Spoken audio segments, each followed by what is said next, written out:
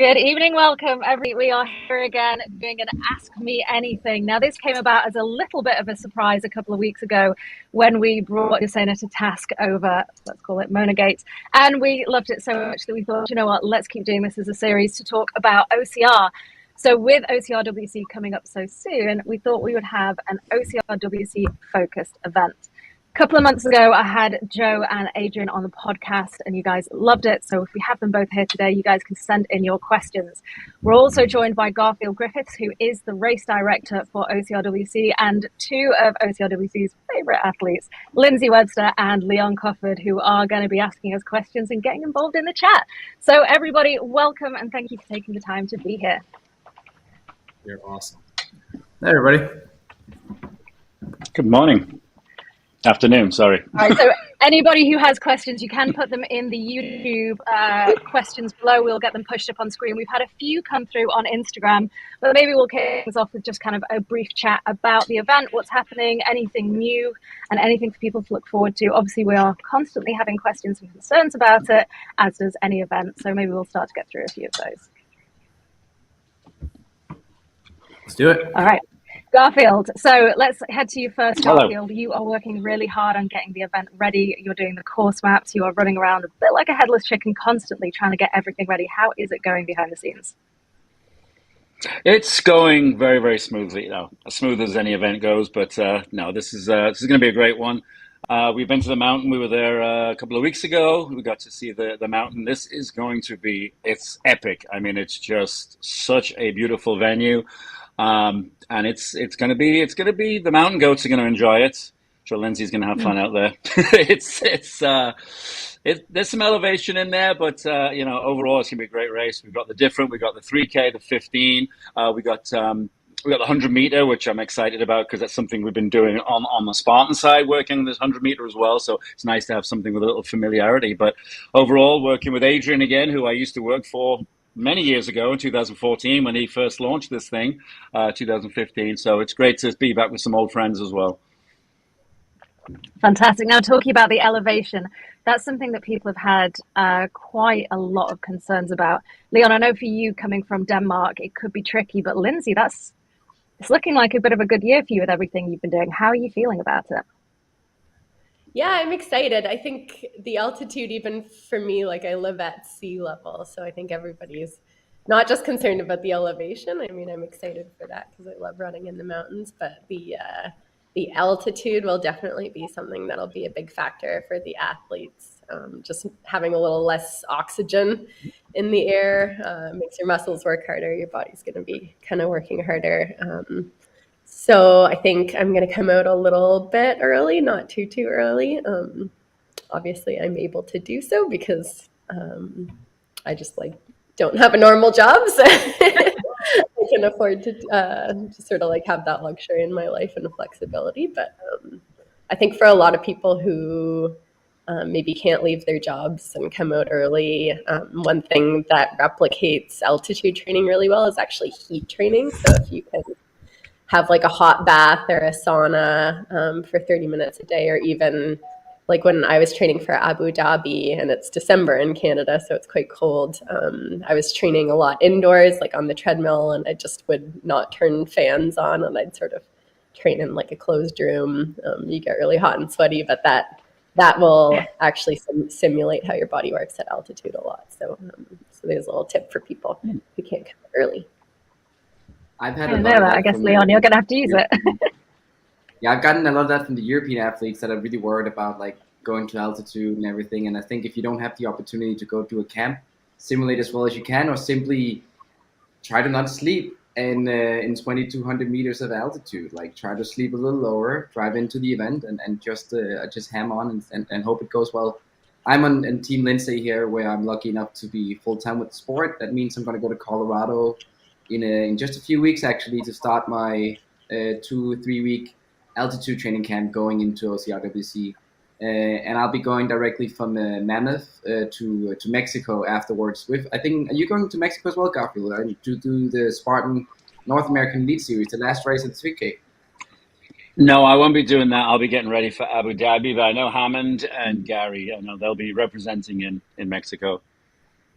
Great. Yeah, I'm flying down there actually to wrap up enough points to race in Abu Dhabi as well, which should be the final race of the year for me. So I think all the altitude training and actually the combined effort of those things will be a really, really good mix. And I'm trying something new this year as well. I'm hoping it'll work out to run one of the Sky Race vertical kilometers in Italy in the end of October, inspired by Lindsay as well, to try to train different terrains as well, which will hopefully align a little bit with training for the elevation profile you're telling about, Garfield, because I live in a very flat land, like a very, very, very flat place.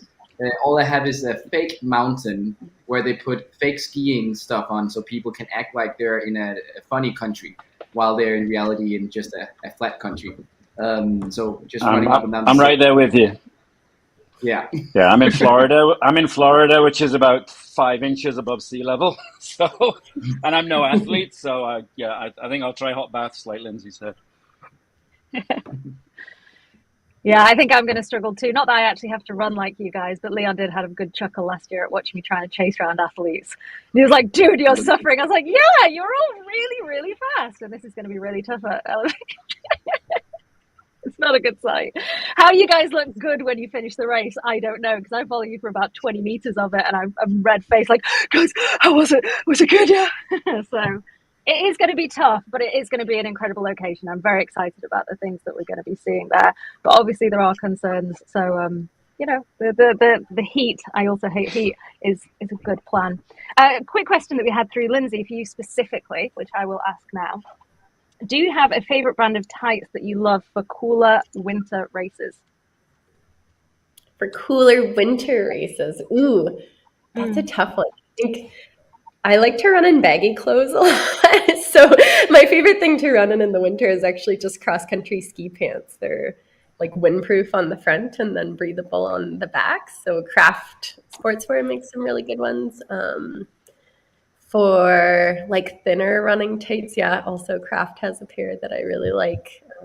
Adidas has a couple pairs. I don't know. I would say like that's something I don't know, everybody kind of fits differently. So it's kind of one of those things that I would suggest actually not to order online and just like actually go to stores and shop around and see, you know, what doesn't slide down. I think girls have problems a lot where like your pants sort of end up like gradually sliding down. That's like my one pet peeve in a pair of tights. So I have found some really good Craft Sportswear ones.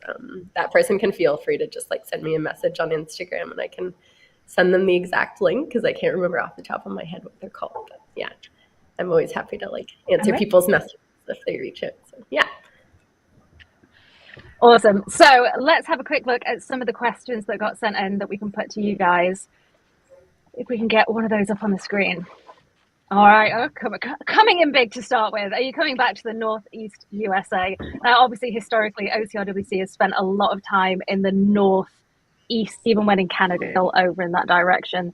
2 years in the UK. And yeah, big questions about being in Mammoth. But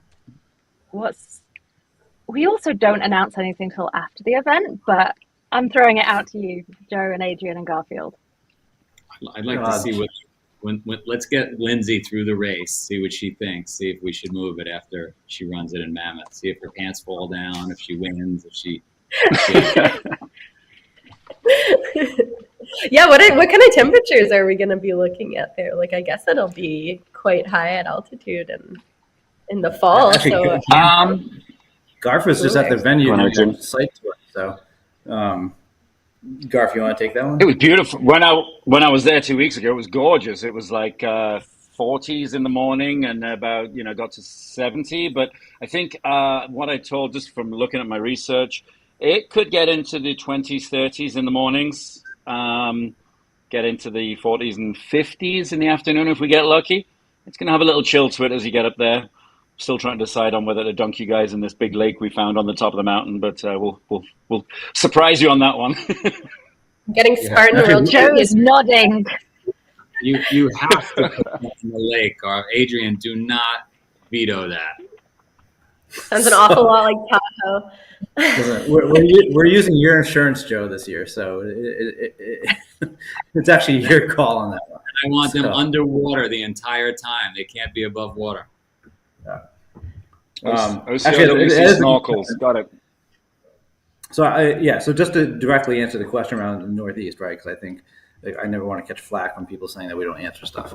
So we've been in the Northeast for a long time, right? Like we did 2 years. Ohio, I count that as relatively close to the Northeast, right?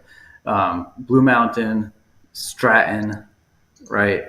So we've been there. So no firm decision yet, but I think the way we continue to grow this event is getting out there to reaching new people, right? You can only go back to the same well so many times. Do I hear Ukraine? Listen, I'm half Ukrainian. I would love to be there. Shotorovish, right? Like I'd be there in a second.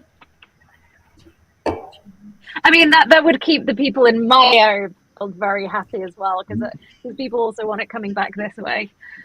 Actually, one follow up, Garf, because I think people are going to be asking after thinking of this after the lake comment. Will there be swimming? Other than that lake, which we were trying with a possible dunk wall kind of thing, just, and as Joe says, keeping them underwater. Outside of that, no, there's no actual swim. So even that lake, if we do it, it would be more of a dunk than a swim. Okay. I think I'm going to tackle the questions on screen in a second, but just to clarify on that, Garfield. So I'm guessing we have the map released reasonably soon, as we always do. So people will know, like, if this dunk is coming at the start, if it's coming at the end, so that they can prepare for it. Joe, I'm sure you're completely against people preparing for things, but this is a championship event, and we know it can be won on lust and how people dress. And I personally don't want to kill anyone. So I guess we'll give people the chance to get ready for what's going to come. Lindsay, how do you feel about this? Can it be a blurry map? A what? A blurry map? Blurry map, so they can't really see the map in perfect detail? Oh. Or does it... I mean, I feel like that's always OCRWC. Like, even when you're, I don't know, I guess you guys have a pretty great website now where it just lays out sort of all the obstacles and you can kind of gauge what you're in for. But to me, that's always like a fun part of OCRWC, is that you never really know what you're gonna get. Even if we have the course map, it's just like, what is that obstacle? What am I doing? And you can't really try it till race day. So yeah. You're gonna make us talk anyway. Yes.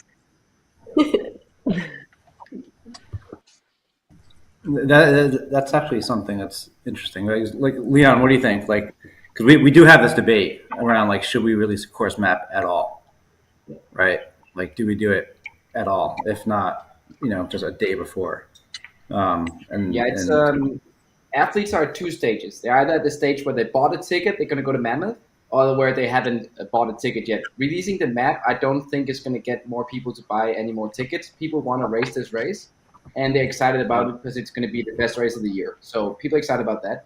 And it's more like the eagerness to try to prepare for the event. But I mean, you're going to go up and down hills. You've seen OCRWC happen plenty of times. A lot of athletes have video going through different obstacles. You kind of know what you're going into. We know the get a grip training is real. We know that there's going to be carries. We know there's going to be all these things. So I don't think releasing the map is going to help people prepare all that much better. Like, researching and checking out the coverage we've had is going to be enough. But I also am excited about seeing course maps. I just it gets that fire going. I mean, the fire's already there, but we're 7 weeks out from the event, so the fire for training well and smart should already be there. But it could motivate some people to be like, all right, I'm going to print out my little map, and I'm gonna prepare and try to simulate it in my trainings. I think. Yeah, that's a really good point. Like, one thing I like to do when I'm training is I look at the map and I figure out how many of the obstacles are grip strength obstacles, and then when I train leading into the event, I'm like, okay, here's how many grip strength obstacles I need to try and do in my training today. So I do like it for that. I feel like an old school sort of OCR mentality is that you just never know what's going to get thrown at you, which is the other fun in it. But I think you can probably agree, Leon, that OCRWC always does a really good job of making all the obstacles very doable. So for anybody who's nervous about it being too much for them, I wouldn't worry about that. All the obstacles are ones that anybody can do. For sure, you're going to have to do a ton of grip strength training to prepare for it, but you're not going to fail an obstacle because the obstacle is just so absurdly challenging that nobody's going to finish it. That'll never happen. I think what happens, you're above, it as soon as you're starting. I mean, I personally am going to completely disagree with that because I can't do obstacles. But I mean, I'm thinking of Skull Valley in 2018, and that was really mean, right near the finish line, Adrian, if you remember, within sight of the finish line. Yes, but you know what? That's actually. I don't know if there are any obstacles I can do. No, that was a brutal placement, but here's the reason I liked it. Right, so one, we released the course map that year, and we had 100 obstacles. Right, like 100 obstacles, and the intention for that course was, one, to utilize Nuclear Race's permanent course. Right, there's no way we're not going to do that. So that was fantastic. The second thing was, it was more about endurance at that point. And it was like, people people who failed that Skull Valley at the end, that was the second to last obstacle. If you're going to have somebody break down and not be able to complete all the obstacles and complete the course, that's where you want it to happen. And so more people rolled off that course saying it was a death by 1,000 cuts or death by 100 cuts than ever before, which I thought was actually what we were going for. So I was pretty happy. It was tough. That was a tough place to put that obstacle, but to be 200 meters away from the finish line and have that final obstacle be not a difficult configuration, but failure happening because of fatigue, that's pretty cool. Wasn't everything covered in blood that year too? I think it was raining. Yeah. Well, that 2019 was really muddy. That was the really wet and muddy year. 2018 was beautiful weather, but it was a horrible configuration. I mean, just before Skull Valley, you had the bomb carry, which really wrecked people's arms. It was a meanie of a year. Like, every year has been really tough in its own way. This year, people are talking about elevation, but nuclear, the other thing that's mud, and the quantity. Yeah, the other thing that's important is, as this race travels, right, it should embrace what OCR is in that home country, right, or on that venue. So if you're going to the UK, you should expect wet. You should expect muddy, right? If you're going to Abu Dhabi, expect sun, expect heat, sand, right? Like, deal with things like gaiters on your shoes so sand doesn't get in your sneakers. But there's no point in moving the event if it's the same thing every year. With obstacle racing as athletes, it's really a balance between how much are you pushing your running and your endurance, and how much are you then capable of doing. And the higher baseline strength and technique skills you have, the faster you are allowed to run, because then you can still perform technical and difficult obstacles when you're more and more fatigued. So when you go into a 3K at OCR Worlds, which is my race, my venue, like, this is the thing that I'm going for. My pacing between obstacles is very, very precise to what I believe I can do at those obstacles with fatigue still. And the more experienced you are as an athlete, and the higher your baseline strength and skill set is, the more you can pace those things out perfectly well, so you don't die 200 meters before the race and can't do an obstacle which you otherwise could have easily done if you had just walked all the way to the obstacle. OCRWC has managed to create races that are not won by whoever just finishes the course. So the winner is like super slow, but they actually manage to monkey their way through, or chicken wing their way through. But it has to be that like little match where you can run to the edge and you can still perform, and the obstacles allow for you to be really fast if you are capable, and that's just a magical mix. And I find I don't see that many places. I just experienced it at the Swedish Championships a week and a half ago. Those obstacles were very OCRWC-like, in the sense that you could take chances and you could take risks, and you had massive reward, or you could play super safe and you would 100% make your obstacle. You just lose 5, 10, 15 seconds to your competitors. And that design, just incredible. Cool. We have had races in the UK, Leon, the championships, probably about 7 years ago, so a fair while ago, where the people who would podium were just the people who could get to the end. And it didn't matter how long it took you, as long as you, because people just couldn't finish the events. And I find that such a crazy way of doing them. So I'm glad you say that, because. Yep. Right, shall we pull another question up? We did have one earlier which we didn't tackle. So is the 3K going to be in water? We're back to the water. Oh, this is the 3 part. Will the cutoff time increase for the 15K? And is the obstacle difficulty going to increase? Obstacles are an interesting question this year because obviously we're partnering with Spartan. Spartering. Is that going to impact the obstacles at all? Are the obstacles going to get more difficult? Are we going to see fewer OCRWC obstacles? How is that going to change things? I can touch on that one if like. No, this is an OCRWC event. They are OCRWC obstacles. Same scarf. You'll see Skull Valley. You're going to see, what else we got, Adrian? Urban Sky, all of those guys. We're just going to be leaning in as Spartan, basically supplying support back end, as in trucks and bringing things there. And yeah, so we might be doing something with the 100 meter. We may be doing some guest Spartan obstacles in the 100 meter course so that people will hit Twister, they'll hit Olympus. That's been sort of thrown around. But the actual 3K, which to answer the question will not, if we do go in that water, the 3K is not going that high up. So it would only be the 15K that does get dunked if we dunk them. But if we dunk them, Joe's going to call me after this and say, dunk them. I'm already texting you. We're going in the water. We got to go in the water. It's a beautiful lake. It's a swimming lake. I mean, it's clean. It's a beautiful lake. Dry Robe is back as a partner. You'll be fine. Dry Robe is back as a partner, so highly recommend having one of those on hand. I know Lindsay. And they are very nice. Has a preview or an early release version in her closet. They're fantastic. Well, they need to sponsor a European athlete. That's what I'm hearing. I've only seen American Canadians with this, Adrian. I don't know what's happening. We need. Yeah. And they're a British company, so why not? Hey, if you want one people thing. in the water, you need to do an every morning warm up in the water, and you can take everyone through, and then that can be your way of getting them in, and then the athletes can be free to run their race. Hey, one thing on the obstacles, because I get this question just personally. People are just worried it's going to be a Spartan race, and it's not. And I don't know how many times we need to just say that. Not that Spartan's bad, but people want to see. They want a chance to tap in some of the obstacles that we had last year that they maybe didn't do on.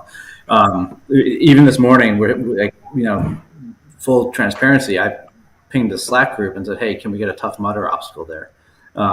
And I think that would be fun. I think we should be moving back. And I see one of the questions on the live feed is now that we're kind of emerging from the pandemic, will we have more guest obstacles there from other races? So I'd love to feature a Spartan obstacle, Tough Mudder obstacle. Anybody else that wants to participate from a race, that was one of the things that made our race really, really, really cool in the beginning, right? Obviously, people are still recovering. There's expenses involved, but we'll do everything we can make it happen. We can make it happen. Heck, we've thrown other races banners on our own obstacles in the past before because they couldn't, ship anything in. We're happy to do that, right? We'll build to their specs and get it done. On that note, Garfield, why don't you investigate? My team is going to kill me for saying this. Tell me what you guys think. We have a whole warehouse from Warrior Dash way back when. That's a great idea. Oh, wow. I didn't know we still had that. That's interesting. They had a couple of cool ones. I mean, it would just, I don't know. Chicago, no? Is that? Yeah, it's all in Chicago. A couple of cool ones. Hey, we can ask. I mean, just to that. That's World Champion 15. And we're talking to a couple of races. Warrior Dash. Oh, in Atlanta? Was that the Iron Warrior? Warrior Dash 2015 was somewhere in Tennessee. Yeah. Oh, okay. I know this because we moved the date of our event to a company. You should do something I think nobody this is else a does. example for people who get concerned that this is how things tend to happen. Someone just goes, "Oh, this could be a cool idea," and there's nothing behind it other than this could be a cool idea. And then there's all these ideas that something sinister's going on when it absolutely isn't. It's just people getting overexcited. Something nobody else does, and that the athletes have some kind of a say. Start getting people involved in. We want to bring a Tough Mudder obstacle. We're looking at. I haven't done a Tough Mudder.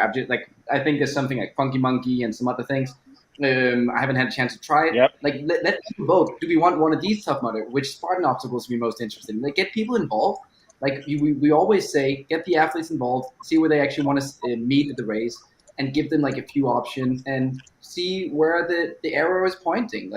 That could be so cool. And I think people would be like, oh yeah, I totally voted for now I know one named Funky Monkey. I totally voted for that, and now it's here, and I impacted the race, and I'm at the race, and I have a medal. It's really cool. People get like super excited about that. So I don't know. Get people involved. All right, so actually, let's we don't have anything to say in the races over here right now. So I like that idea. So let's do this, right? Garf or Joe, probably.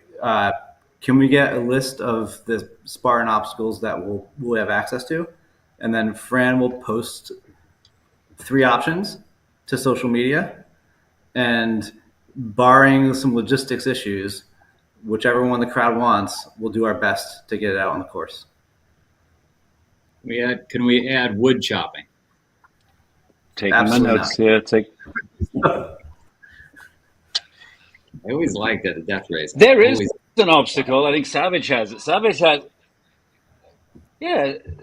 has one similar to that, Joe. It's where there's like a log in a groove, and and a mallet. You get a big giant mallet, and you got to move it from one end to the other and back again. That is actually. So I'll be the sensible one here.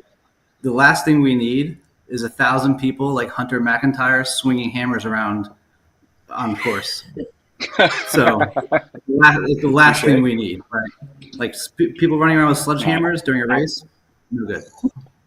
But you could bring back the world's toughest mudder cliff jump into the lake. That would be my worst nightmare. I don't know why I'm suggesting it because I hated that. Garfield, do you have a cliff? Do you have a cliff near? There's no cliff there, and that lake's about 8 feet deep. But we got no cliffs there. We got many mountain cliffs, but none that we can jump off safely. It's got a giant inflatable bag at the bottom. There you go. Hey, just to FYI, right, so, I gotta jump at 2:40. I got 11 more minutes. Not that I'm adding any value at all, but I gotta go to Chicago to go work on this Warrior Dash stuff. All right, so any questions for Joe? Let's get them up quickly because I'm sure there are some, and then we can move on to the rest. We'll be here until the hour, but Joe's only here for another 10 minutes. So whilst we're waiting for any questions for Joe to come in, I'll ask this one. This has been a big conversation. What airports are people flying into for Mammoth Mountain? Expedia tells me there are no flights to Mammoth, Yosemite, and Bishop airports. I'll probably take that one. So the closest is Reno, right, in Nevada. It's about 2.5, 3 hours away. Same distance as Boston to Stratton, right? Then, of course, there's LA and San Francisco, right? I think the popular thing seems to be right now going to Reno, doing Yosemite the day before, which if you're traveling through, you'd be foolish not to check it out, right? And I'm also seeing some chatter even around Vegas, like people spending a few nights in Vegas before. Like, I don't know if I would prep for a World Championships with a few nights in Vegas, but cool. But yeah, it's Mammoth is the most popular ski mountain by traffic in the country, right? That's like an empirical fact. So I know people here in Mammoth is a little bit tough to get to. Yes, there's could be a drive, right? There's a drive just like there was to Stratton, but it's beautiful and some awesome things for you to see along the way. I can also touch on a little bit. Sorry, Joe. No, I was just going to say on that, maybe we can sponsor and get some slot machines as an obstacle, and you pull it. Sorry, I'm a crazy person. I mean, it's an extra prize, isn't it? Roulette with real people. Yeah. Oh. Lindsay, you're getting there in an interesting way. I don't know if you're allowed to talk about that yet, though. I think I'm allowed to talk about it. We still have some finalizing to do, but yeah, like Ryan and I are working with Outside Van, which is a camper van company. So we're going to have like a camper van and we're going to come out hopefully about 2 weeks early. We'll fly into Oregon and meet the van company at their headquarters, and then we'll just like meander on over from all the way from Oregon and kind of like do a road trip and try and sleep at altitude. Yeah, I don't know if they told you as well, but you're also going to be bringing the medals to the race. So in the van. So awesome. Surprise. But yeah, you'll get the first. You'll be the first people to preview the medals because you'll be. You can just take yours then. It's fine.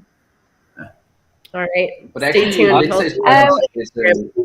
doing the same. Not with that. I mean, I'm also planning on getting a van to stay in that. I think it's a marvelous place to do so, and you can go explore mountains afterwards.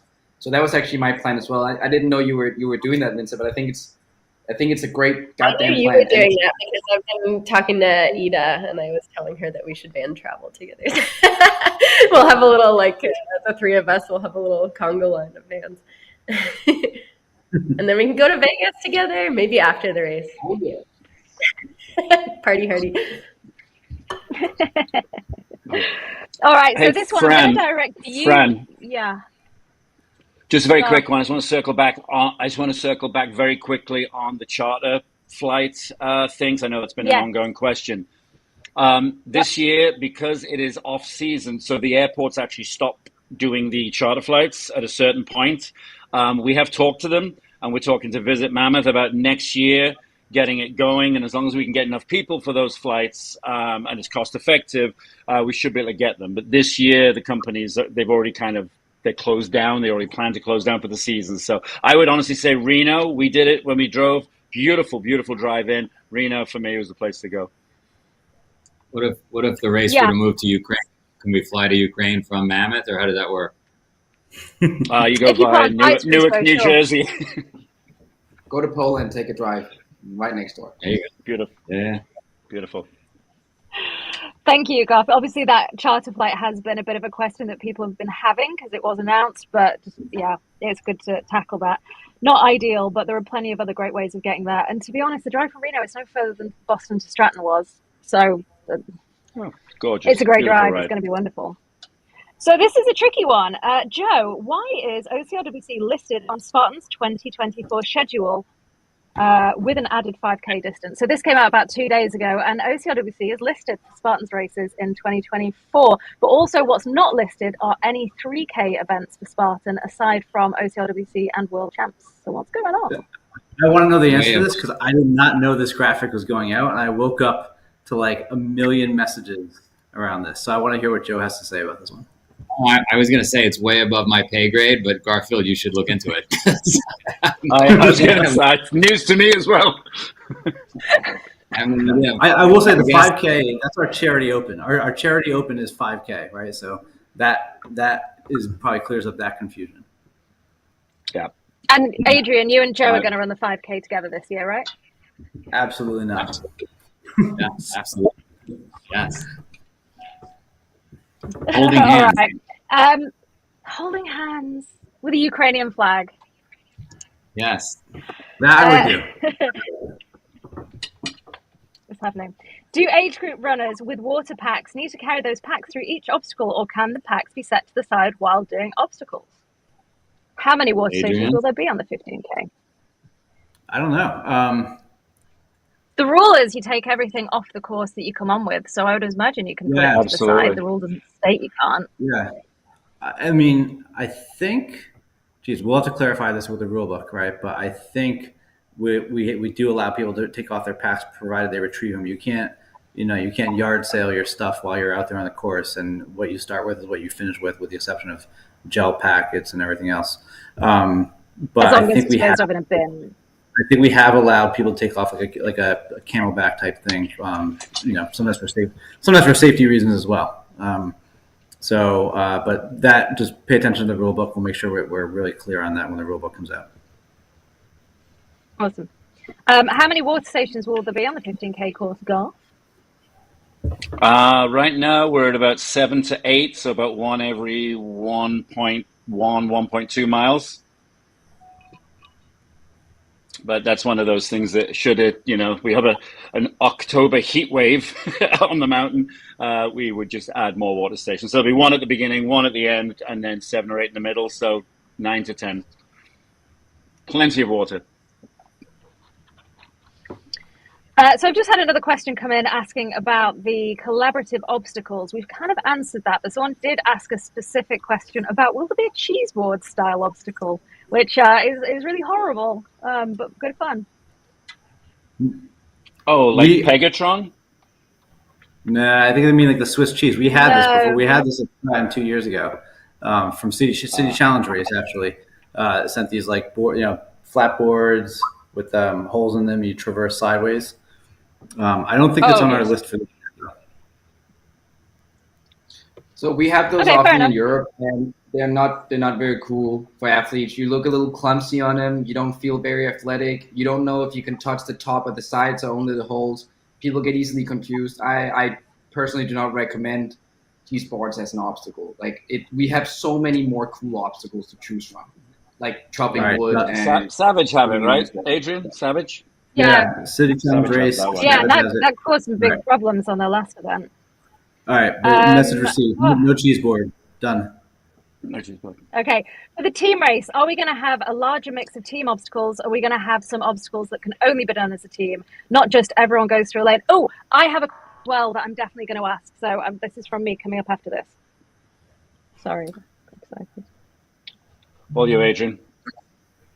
It's tough. It's tough. Like we were able to do it in the UK because we had the benefit of a permanent course, right? So a lot of a very, very large canvas to work through. We'll do if we can, but again, like we don't like to bite off more than we can chew for the most part, and we only want to do things if we know we're going to do it and do it well. Even when we did it in the UK, I think that we were there as well. Actually, I think it was. I think I remember Ryan yelling at me because what happened is actually we had to adapt the course in real time as the top two teams were coming through. We realized that a certain part of the course was running a little bit long, so we moved the tape at the last second as Ryan was coming through and some other people. And he was kind of like, "What the blank are you guys doing?" And it was like, "Listen, you guys are just going too slow. Like, we're not going to have enough of these like concrete medicine balls to go around because you guys are going too slow." So we made some real-time adjustments. So team obstacles are very, very tough. Obviously, material and supply heavy because each team of three, right? We're tripling the amount of assets that we need on the course. So we'll make it work if we can. If not, it'll be similar like previous years, right? Where teams are going through obstacles together. Everyone's running together that last leg. So that much we can count on. And we'll take it from there. Awesome. So I have a question that is a personal thing that I want to ask, which comes from having watched a lot of the Savage coverage recently and seeing what happens when the pro women go through the event and women having to wait for a lane to be clear, people moving out of the way. When are we going to start dedicating lanes for the pro women so that they can have a clear run just like the pro men do? Isn't the question, when are we going to start waiting with sending the women through until the men are, or otherwise just send the women first, wait until they're done? Oh, I've had other ideas of how we can do it, but that's one of the first ones. Okay, how are we going to make it as fast for women's race? Yeah, Garfield, why don't we send the women first? Yeah, we can talk about it. I know we have tried it a couple of times over at Spartan, but yeah, we can look at that.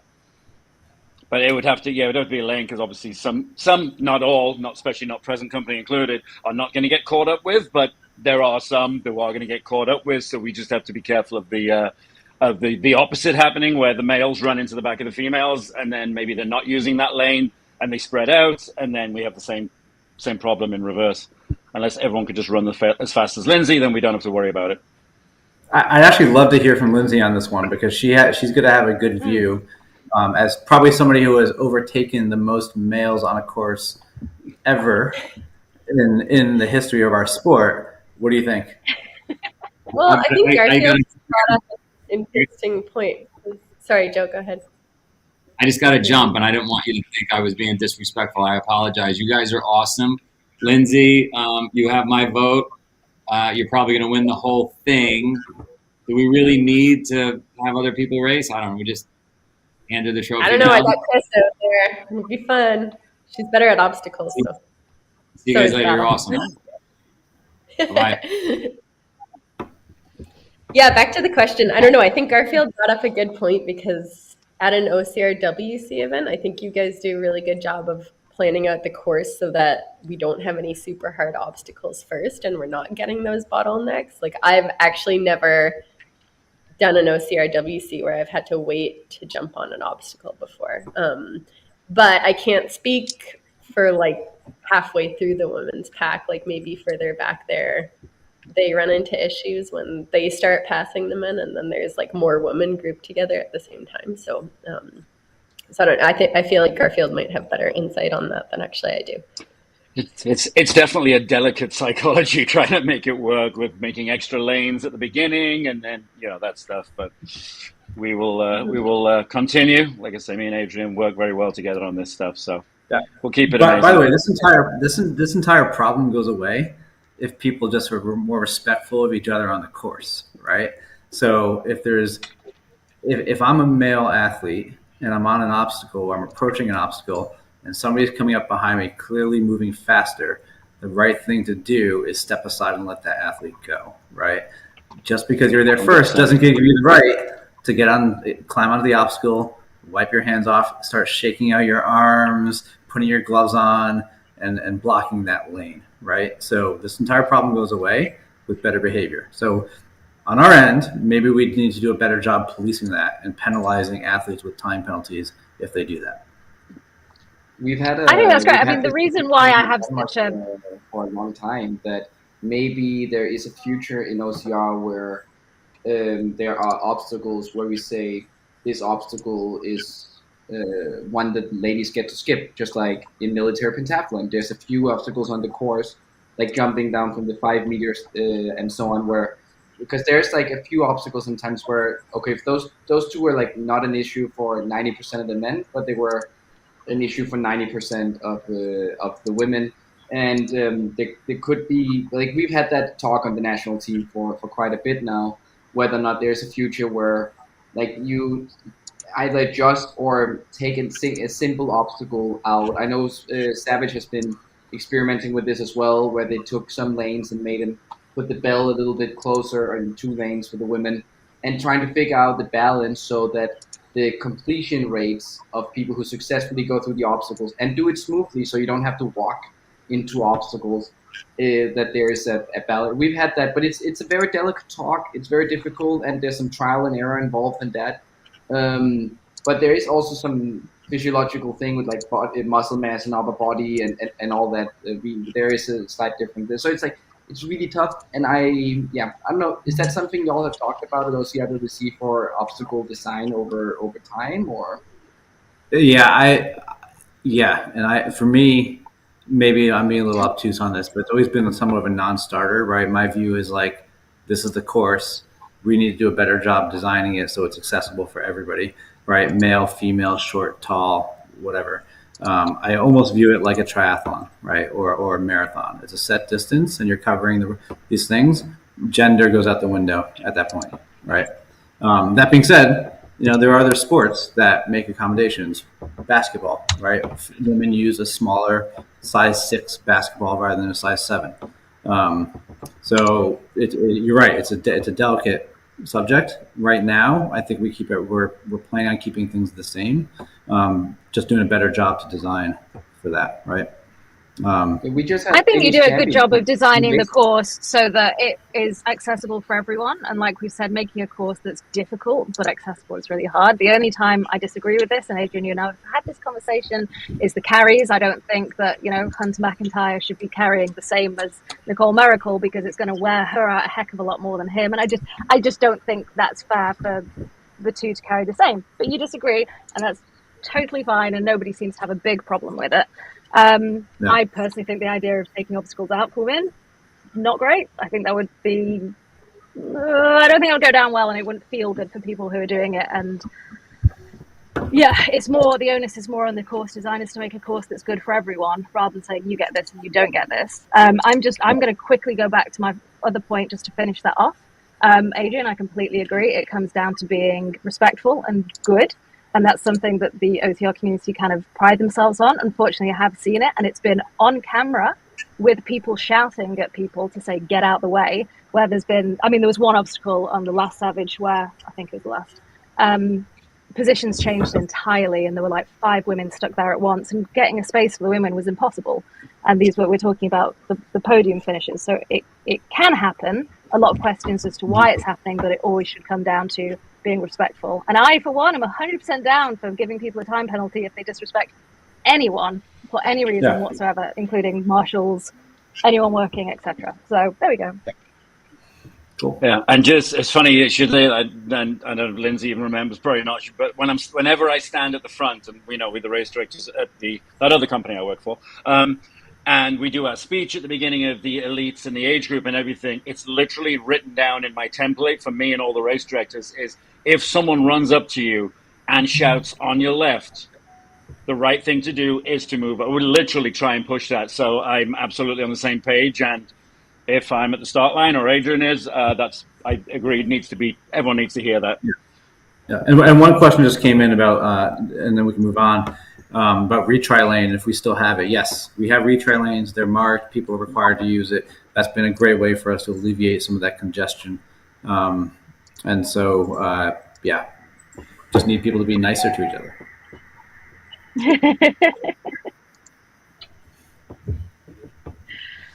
All right, so will there be an innovation in the direction of strength, agility, or balance obstacles, which are actually some of the best ones and really hard to do as in design? I don't know, Garth, this was probably for you.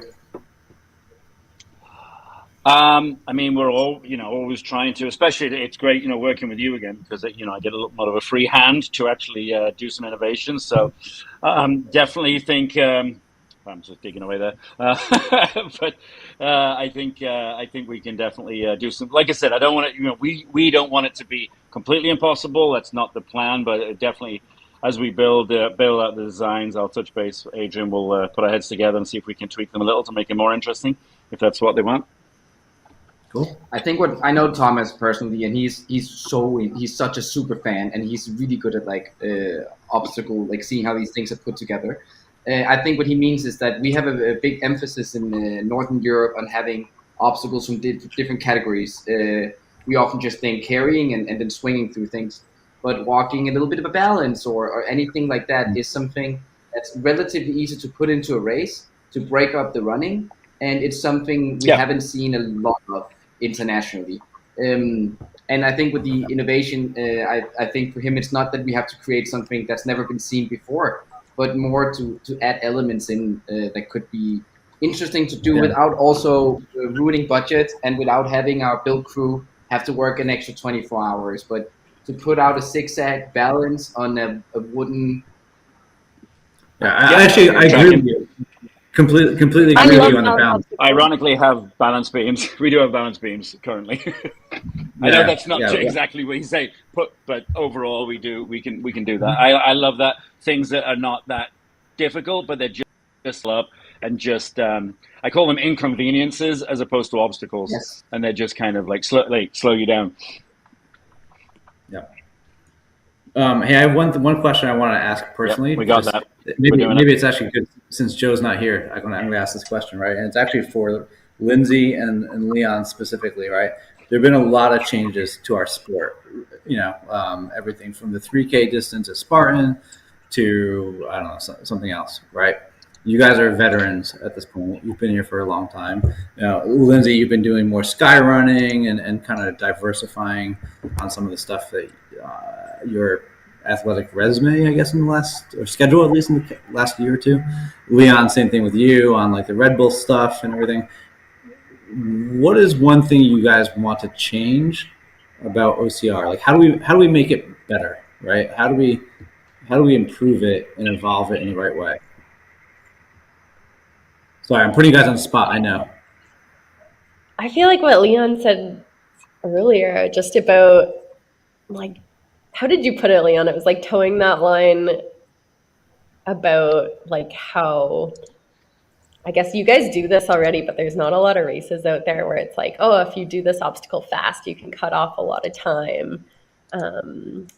Or you can take your time with it and it goes a lot slower. You guys have that one obstacle at OCRWC where you can lache through it, or you can kind of monkey bar your way through it and it'll take a lot longer because you have to zigzag your way through. But if you lache, you can just I don't know. I feel they have a lot of this in Europe, but in North America, in the races that I have access to, we don't have a lot of that sort of thing. And OCRWC is the only race I see a little bit of that at. So that's something I feel I'd like to see a lot more of in the sport. Just I'm a fan of that. I'm a big fan of that, Lindsay. Yeah, I know that kind of ninja-y elements into OCR more. It's like, I feel like every race that I do, it's like, I just do things really conservatively because the races are longer, but I would love to see like obstacles that challenge people to be better at like learning and practicing ninja skills that would like allow you to save a lot of time.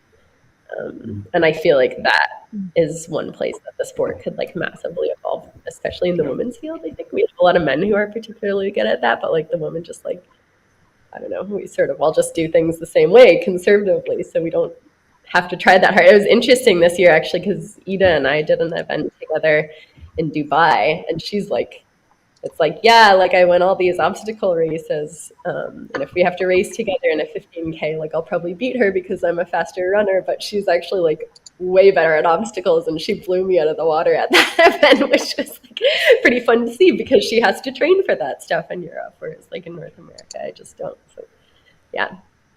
I think people love to develop their skill set. They love to feel like I put in an effort and now I'm better at it. And if you have obstacles that can be completed in 4 different ways, where there's like the safest, slowest way all the way up to being like basically like a ninja, or you have a skill where you dare to do like a big leap or a jump, you dare take a chance. You have like all these levels you can, it's like gamification. You basically can improve yourself to a new level every time. I think people really love that. I think I've always thought OCR was selling itself because if you have 40 obstacles on a 40 on a 3K is maybe one too many, not for me, but I'd love to see that, of course. But you have 40 chances to get that feeling of being like good at something. I completed this, and even if there's like 4 or 5 things you didn't complete, you're like, oh, I'm going to put that in my bank, and I'm going to learn to complete those. And then after that, once you have the completions down, you start improving. Being an endurance athlete, which is what the top level OCR athletes are, we are endurance athletes. It's very like it's like kind of mechanical, like how you get better at that. Like you go follow your training, you do progressive overload, you get better and better in different terrains. Like, but to feel like you're unlocking those things, those early games are massive. But I think for OCR to improve from here on now, from like my standpoint, besides like what we're just talking about, which is the experience from people who already do OCR, is the growth that is on media and prize money. I think when those things come along as well, I think the sport of OCR is going to be much more interesting for people to look at and get dragged into. That's just really difficult. Like I think we're a good amount of people who try to create good socials, and we run really good, and the races look cool, and it's hard to break through that. So I don't know like how to really make that magic happen, because sometimes you don't know what's like going to hit well on socials or anything else, and you can shove plenty of money into productions, but you don't know if people are going to watch it. But I think what will ultimately make OCR even more fun and cool is to create that fan culture that goes above Instagram level fan culture. Yeah, I think that's my second point. Yeah. Yep. Cool. We've had something said on YouTube, which I just want to go back to the post, the question we had before about the women, obstacles, etc. And someone said, I'm not sure why they didn't ask Lindsay, the pro female athlete, her opinion on changes for women. So Lindsay, if you have anything you'd like to say, I'm just throwing it back to you here, because we should have given you more of a chance to say something there. Yeah, I mean, of course I thought about it. I just, I feel like it's such a huge subject that we could just go on about that for a whole other hour. So it's hard to delve into. And I think it's one of those things where like everybody's going to have a different opinion, and they're never going to kind of like find an opinion that pleases everybody. Like if we were to take out obstacles or change obstacles for the women, then like some women will be happy about that. But like the other half of the field is going to be super disappointed with that choice. Personally, I like to have all the opportunities that the men do. I think to avoid backups, like I feel like the easiest way, I mean, yes, you could make the women go first, but then maybe like the men are bottlenecking into the back of the women. I feel like the easiest way is just to create more time between the two starts. But yeah, I mean, I could go on with this answer forever and ever, but I think it's a whole separate conversation that we just like don't have time for. I think maybe Lindsay, you should come join me on the podcast and we'll have a whole conversation about this, because I could also go on for a very long time about it, and I would very much like to. So yeah, and of course, like if anybody wants to give more questions or input on that subject. That would actually be really fun to talk about on a podcast and like kind of prepare for it with some input from other females beforehand. So we've had a few more questions come in, and we are coming up to the time where we're going to have to cut off. So I'm going to really, really quickly ask one question, which is, with the space, will the 100 meters be straight, no turns, and not on asphalt? That's for you, Garf. It's a little hard to hear you. Sorry, terrible connection. Let me try again. Hello, testing? Good. Yep. Got you. All right. So due to space constraints, it will be a kind of a horseshoe, but we are fully understanding that the inside track is an advantage. So we will be putting another curve in to make it fair so that both runners have a turn, if that makes sense. And it will be on sort of soft mulchy stuff. So it's going to be a little easier on the...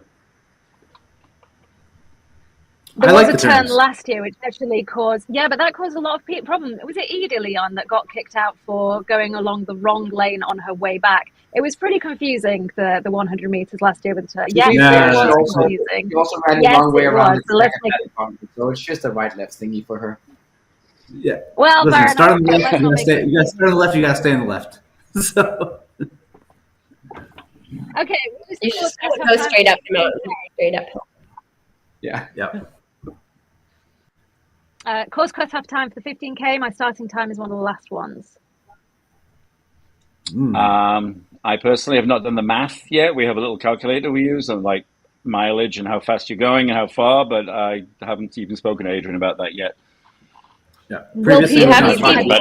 About nine-ish, Adrian, usually. Yeah. Previously, we've done 5 hours. So 5 hours. So that whoever that Sean who's asking the question, stick with 5 hours, and because that's probably the safe bet. Okay, and elevation.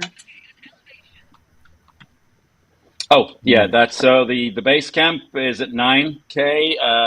The 15K gets up to about 12K, and there's about 2,600 feet of loss and gain.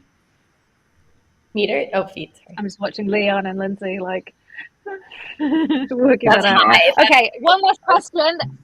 And anything from you guys will tie up. So obviously the question that everyone's asking, will there be burpees? No. God. Who? No. Definitely. 100% no burpees. Yeah, the completion wristbands are the coolest wristbands we've ever had. Yes, sir. So. Yes. They're very cool. All right. You didn't comment on the elevation profile for the 3K. Is it going to look a little bit like Stratton, like up, down, flat, finish, or... how about we just run flat for the entire 3K? That's an option as well. Just putting it out there.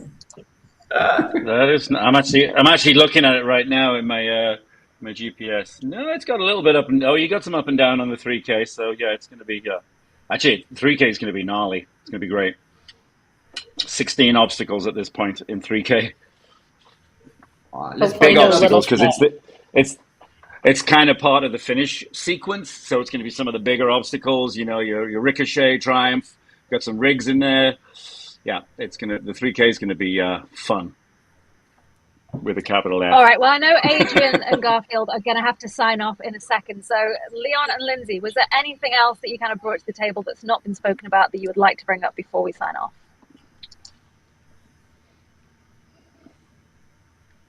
I don't know. I'm happy. I'm excited. Okay. It's nice to hear from athletes. So it's, if you've got anything to say, we absolutely want to hear it because you'll speak for a lot of people. But if not, and you're happy, that's great. Yeah. I mean, I think training your legs for downhills as much as possible will definitely be handy for a race like this. Like, people always think it's the uphills that are going to beat you up, but I always find that it's actually like the descents that will crush you. But I think if you live in a flat place, like where I used to live, our biggest hill was 50 meters, and I would just run up and down, and like I think it can still be really great training. You don't have to live like at a big mountain. It's almost easier when you're running up a big mountain because you can just sort of settle into like a pace that you can maintain for a good period of time. And but I think if you live in a flatter place, try and like find a little hill that you can run up and down 10 or 20 times, depending on how big it is. And it's still really great training. So I don't think that should deter anybody. Fantastic, thank you. All right, well, if no one has anything else, let's call it a day there. Thank you so much, everyone, for joining. Thank you, everyone, for sending the questions in. You were far nicer than I thought you were going to be. I thought you were going to send some really hard-hitting ones in, so that was good. Nice and easy for these guys. We will be doing this again. Subject not yet announced, but it's going to be a very, very fun one, so keep your eyes open for the next one. So, everyone, it has been an absolute pleasure, and thank you so much for joining us. Thank you, guys. See you guys. Guys.